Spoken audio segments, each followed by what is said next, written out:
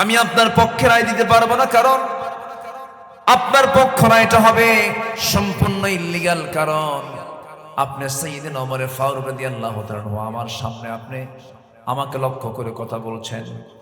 এই যে আপনি আমার সঙ্গে কথা বলছেন, আমি আপনার সঙ্গে কথা বলছি, আপনি কথা বলা শেষ করে বাড়ি পর্যন্ত সুস্থ অবস্থায় ফিরতে পারবেন তার কোনো গ্যারান্টি আছে নাকি? নাই।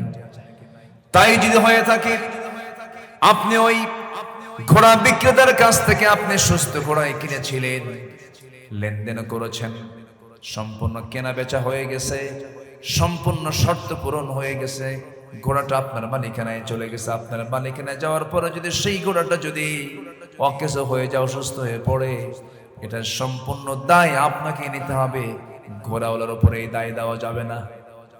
সুবহানাল্লাহ বলবেন না? ওমর ফারুক মাথা নিচু করলেন, মুস্কি মুস্কি হাসি দিয়ে সেখান থেকে বের হয়ে আসলেন।